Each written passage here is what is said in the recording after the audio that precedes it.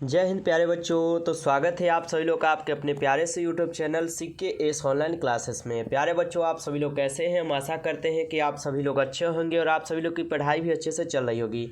प्यारे बच्चों, आज की इस क्लास में हम लोग देखने वाले हैं क्लास 12 हिंदी के 20 VVI सब्जेक्टिव क्वेश्चन, जो कि आपके 2025 के बोर्ड परीक्षा में ये सभी प्रश्न 100% देखने को मिलेगा।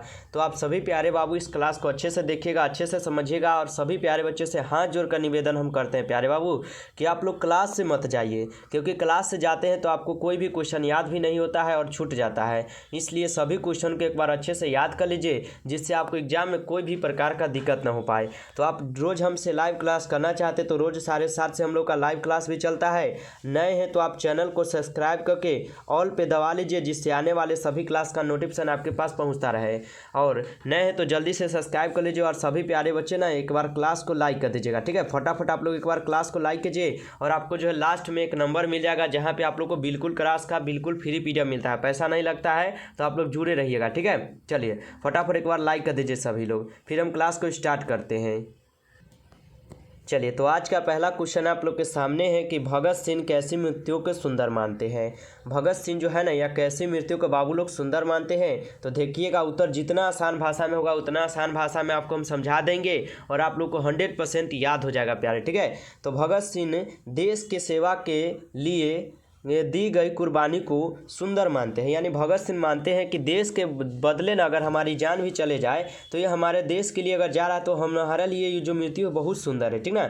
तो भगत सिंह देश सेवा के लिए क्या है की गई कुर्बानी को सुंदर मानते हैं। वे क्या है, वे सफल सार्थक समझते हैं। वे क्या है, तो देश के बदले दी गई फांसी को, यानी देश के बदले अगर जान भी जा रहा है तो सुंदर माने हैं, ठीक है। और वे उससे जो है ना वह सफल सार्थक मानते हैं भगत सिंह, ठीक है। तो इतना आप लोग को लिखना है और 2 नंबर जो है एकदम फिक्स हो जाएगा, तो आप लोग जरूर लिख दीजिएगा। चलिए आगे बढ़ते, ठीक है। आप लोग को अच्छे से हम क्वेश्चन बताते चलेंगे, समझाते भी चलेंगे। क्या केवल कष्ट सहकर ही देश की सेवा की जा सकती है? ये कौन कहता है? भगत सिंह। समझिएगा, क्या कष्ट सहकर ही देश की सेवा की जा सकती है?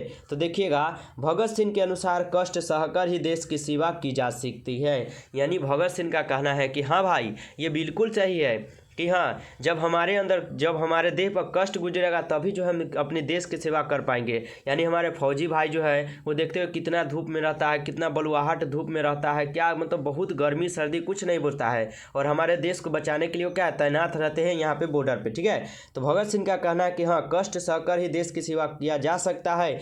कष्ट या दुख मनुष्य को पूर्ण बनाता है। जो हमारे जीवन में जो कष्ट आता है, दुख आता है और हम लोग उससे परेशान लगते हैं ना, ये सब हमारे लिए अच्छा के लिए आता है। यानी इससे हमको बेहतर करने के लिए आता है, पूर्ण बनाने के लिए आता है, ठीक है। इससे व्यक्ति में भी आत्मविश्वास पैदा होता है। इससे क्या है, तो व्यक्ति में ना आत्मविश्वास पैदा होता है कि हाँ भाई, कोई बात नहीं है, आज हमारे दुख है, क्या आज हमारे क्या है घर में दुख है, तो आगे हम दुख नहीं होने देंगे, इतना गरीबी नहीं रहने देंगे, ठीक ना। तो भगत सिंह का कहना यही है कि हाँ, कष्ट सहकर ही देश की सेवा किया जा सकता है। कष्ट या दुख जो है ना मनुष्य को एकदम पूर्ण बनाता है। इससे व्यक्ति में भी आत्मविश्वास क्या होता है, तो पैदा होता है, जागरूक होता है व्यक्ति, ठीक ना। इसलिए हमारे जीवन में कष्ट आएगा तभी बाबू हमको पता चलेगा कि हम किस राह पर है, गलत है या सही है, हमको जरूर पता चलेगा जब कष्ट आएगा तब, ठीक है। चलिए इतना भी लिखते हैं तो 2 नंबर एकदम कंप्लीट आप लोग का है, एकदम आसान भाषा में प्यारे बाबू समझाएंगे, ठीक है। चलिए नेक्स्ट क्वेश्चन देखिएगा, 3 नंबर, ठीक है। 3 क्वेश्चन है, मालती के पति का परिचय दे। मालती के पति कौन थे? तो पहले बता दे कि महेश्वर थे, ठीक है। और महेश्वर का एक पुत्र भी था, यानी मालती का एक पुत्र था जिसका नाम था टीटी, ठीक है। तो समझिएगा, यहाँ पे पूछा है मालती के पति का परिचय देना है, समझिएगा। तो मालती के पति महेश्वर है। कौन है? मालती के पति महेश्वर है, ठीक ना। वह दुर्गम पहाड़ी क्षेत्र में सरकारी क्या है, डॉक्टर थे। महेश्वर जो है ना, यह दुर्गम पहाड़ी क्षेत्र में एक डॉक्टर है, ठीक है। सुबह से शाम तक रोगियों से घिरा रहता है। यह क्या है, तो जो यहाँ पे महेश्वर है वह सुबह से शाम तक ना रोगियों से घिरा रहता है, यानी वो रोगियों को देखते रहता है, इलाज करते रहता है, ठीक है। चीख चिल्लाहट सुनते सुनते वह संवेदना शून्य हो गया है। यानी रोगी जो है वो तो चिल्लाता है भाई, जाहिर सा बात है कि वो चिल्लाता है जब उसको कष्ट होता है, ठीक है। तो वो क्या है, सुनते सुनते ना एकदम क्या है, तो संवेदना शून्य हो गए, ठीक है। वह नीरस क्या है, यह नीरस सुना उदास क्या है, यंत्रवत जीवन जीने का क्या है, अभ्यस्त हो चुका है। उससे क्या, उसी के दर्ज पर उसकी पत्नी मालती का जीवन भी क्या है दल जाता है यानी गल जाता है, ठीक है। उसी के कारण क्या है तो मालती का जीवन भी ना बहुत ज़्यादा नुकसान होते जा रहा है, यानी वह गलते ही जा रही है, ठीक है। तो इस प्रकार लिखिएगा मालती के परिचय मालती के पति का परिचय क्या लिखना है तो इतना तक लिखना है, जिससे आप लोग को एकदम नंबर पूरा मिल सके, ठीक है। चलिए आगे बढ़ते हैं। अगला क्वेश्चन देखिएगा, रोज कहानी में मालती ने किताब को किताब को क्या किया है। रोज कहानी में जो मालती है उसने किताब को क्या किया है, समझिएगा। तो रोज कहानी में मालती किताब के पन्ने को प्रतिदिन फाड़कर फेंक दिया करती थी। रोज कहानी में जो मालती है और उसके जो पति थे डॉक्टर, उसका पुत्र था एक टीटी, ठीक है। तो रोज कहानी में मालती जो है ना वह किताब के एक एक पन्ने को फाड़ कर फेंक दिया करती थी, यानी जो भी किताब था एक दिन रोज एक पन्ना फेंके यानी फाड़ दिया और फेंक दिया। जिस प्रकार हम लोग पढ़ते थे पहले बच्चा में तो फाड़ कर फेंक दे, उसी प्रकार जो है ना मालती जो है ये प्रत्येक दिन एक पेज को फाड़ कर फेंक दिया करती थी। इस प्रकार उसने किताब को फाड़ कर फेंक दिया। इसी प्रकार जो है ना उसने किताब को फाड़ कर फेंकती गई और एक दिन किताब जो है ख़त्म ही हो गया, उसका पन्ना ही ख़त्म हो गया, ठीक है। तो जैसे लिख दीजिएगा कि रोज कहानी में मालती ने किताब को क्या किया, तो लिख दीजिएगा कि रोज कहानी में मालती किताब के पन्ने को प्रतिदिन फाड़ कर फेंक दिया करती थी, ठीक है। इस प्रकार उसने किताब को फाड़ कर फेंक दिया, यानी पूरी तरह से किताब को फाड़ कर ही मानिए तो फेंक दिया, ठीक है। चलिए आगे बढ़िए। अगला क्वेश्चन कि मालती के घर का वातावरण कैसा था। मालती के ना बाबू लोग घर का वातावरण कैसा था समझिएगा।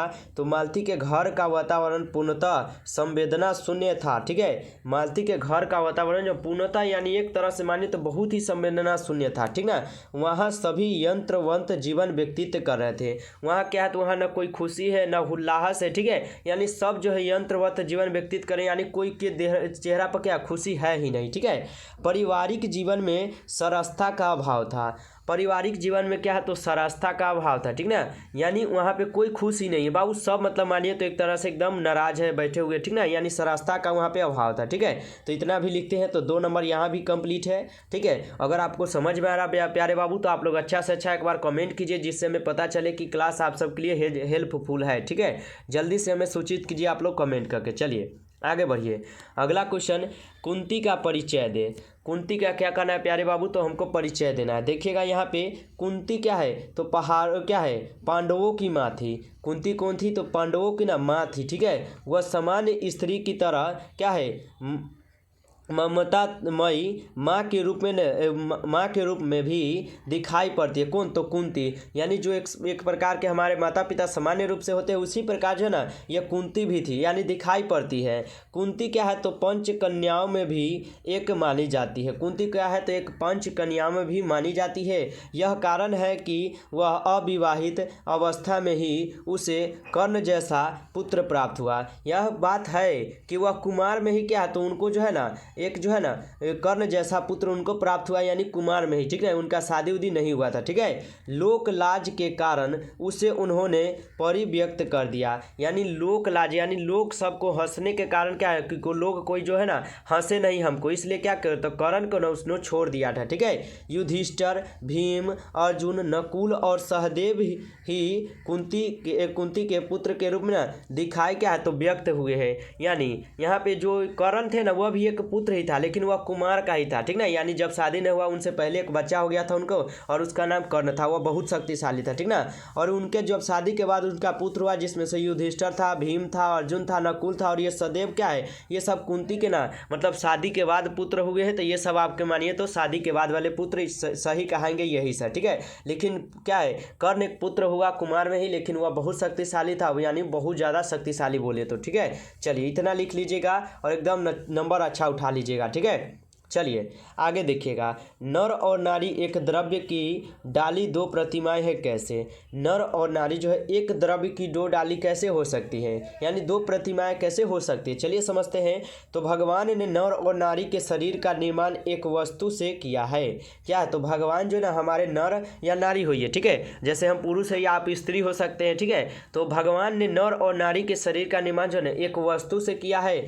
सिर्फ उसकी शारीरिक संरचना में थोड़ा थोड़ा अंतर है। हाँ, थोड़ा नर में और नारी में थोड़ा अंतर कर दिया है भगवान। लेकिन हम लोग मानिए तो इंसान है, तो भाई हम लोग के शरीर में जिस प्रकार हमारे अंदर खून है, जिस प्रकार हमारे अंदर भावना है, उसी प्रकार आपके भी अंदर है। ठीक है, तो भगवान ने क्या किए, तो हमको बनाए थोड़ा मोड़ा का अंतर कर दिया है नर और नारी में। ठीक ना, थोड़ा अंतर है। इस प्रकार दोनों एक ही वस्तु से बनी दो प्रतिमाएं हैं। इसी प्रकार क्या है, तो दोनों जो है ना एक ही वस्तु से बनी दो प्रतिमाएं हैं, उनकी शक्ति में कोई अंतर नहीं है। यानी उनकी शक्ति में जो है ना कोई भी अंतर नहीं होती है। जितना नर के पास शक्ति है उतना ही नारी के पास भी शक्ति हो सकती है। ठीक है, चलिए तो यहाँ तक लिख दीजिएगा और 2 नंबर आपको यहाँ तक जो है ना एकदम फिक्स मिल जाएगा। ठीक है, नर और नारी एक द्रव्य की ढली दो प्रतिमाएं कैसे है, तो इतना आप लोग को लिख देना है। ठीक है, चलिए आगे बढ़िएगा। अगला क्वेश्चन, पुरुष के गुण क्या है।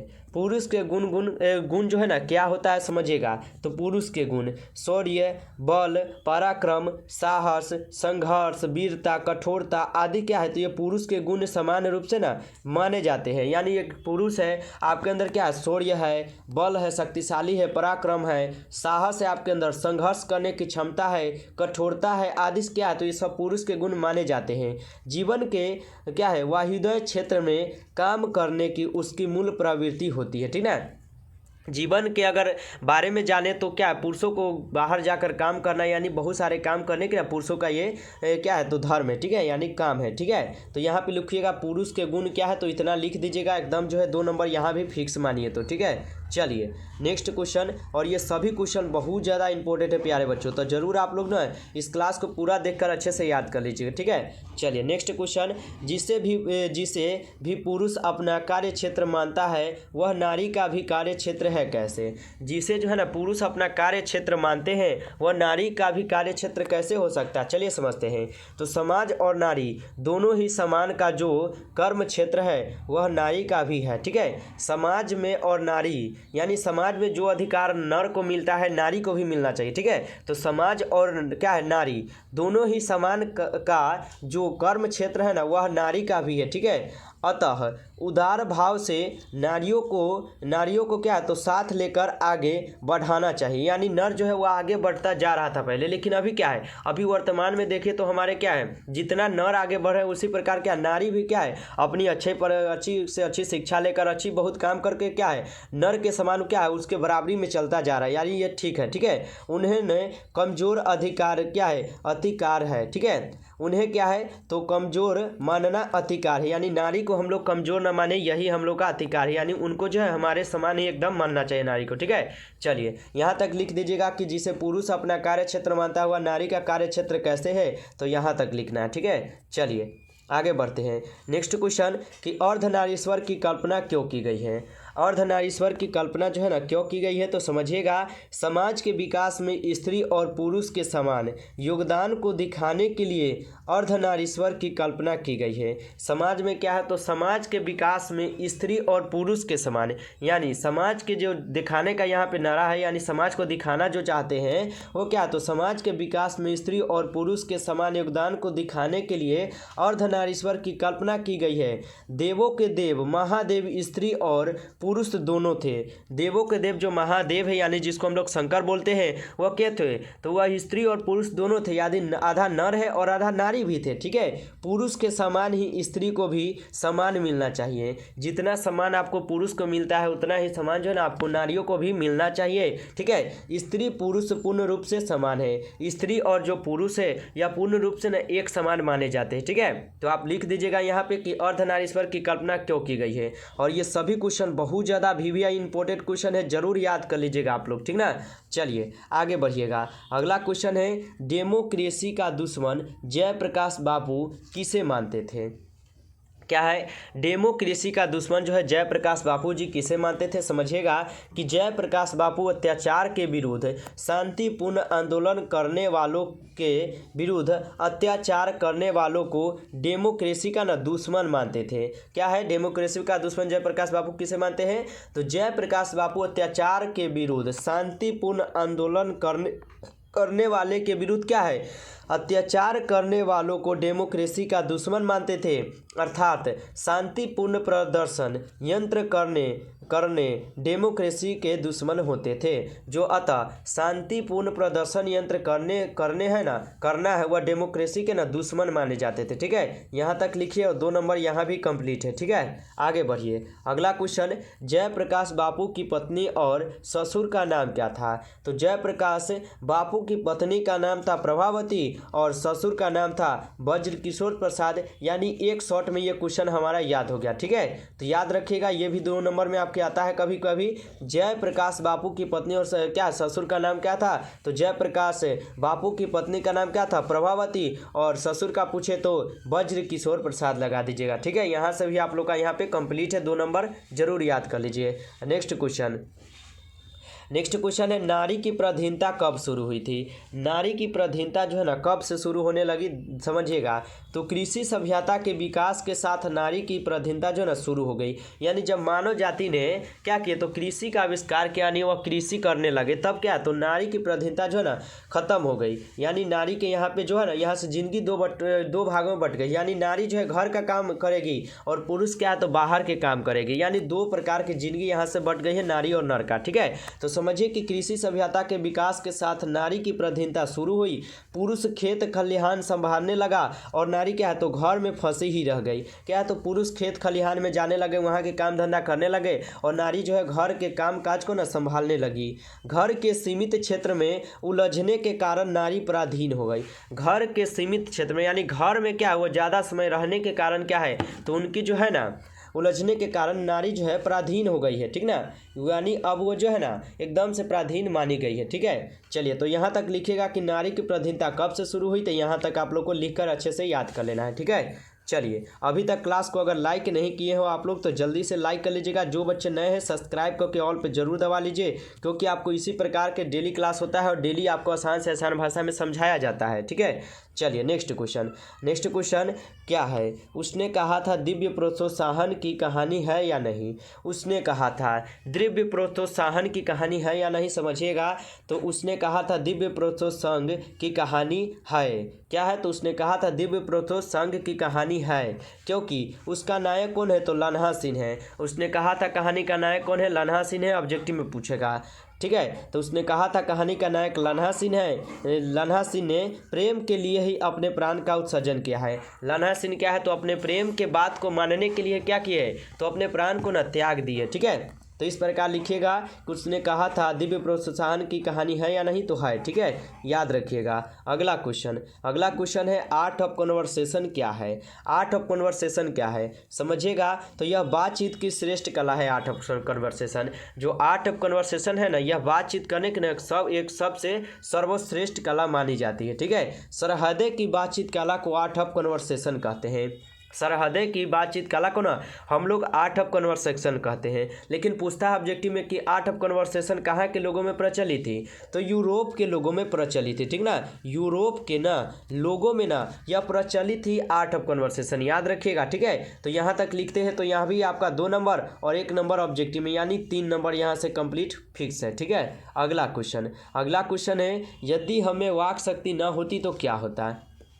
समझिएगा, यहाँ पे यदि हमें वाक शक्ति नहीं होता तो क्या होता प्यारे बाबू, समझिएगा। व्यक्ति लुंज पुंज क्या है, गूंगा बनकर रह जाता। ठीक है, यानी अगर हमारे अंदर बोलने की शक्ति नहीं रहता तो आज हम आपको ना पढ़ा पाते और ना आप जो है किसी से बोल पाते, यानी क्या आपको हो रहा क्या नहीं हो रहा आप किसी से नहीं बता पाते। इसलिए हमारे अंदर क्या वाक शक्ति के कारण ही हम लोग बोल पाते हैं। तो यदि हमें वाक शक्ति नहीं हो पाता तो लुंज पुंज गूंगा बनकर रह जाता। वह अपना सुख दुख एक दूसरे को कभी नहीं बता पाता। ठीक ना, वह जो अपना सुख दुख एक दूसरे को आप लोग बताते हैं कि आज हमारा सर दर्द कर रहा है तो बुखार है, ये सब बताते ना किसी से, तो आप नहीं बता पाते, क्योंकि आपके अंदर वाक शक्ति है तभी बोल रहे हैं, बता रहे हैं। नहीं रहता तो नहीं बता पाते।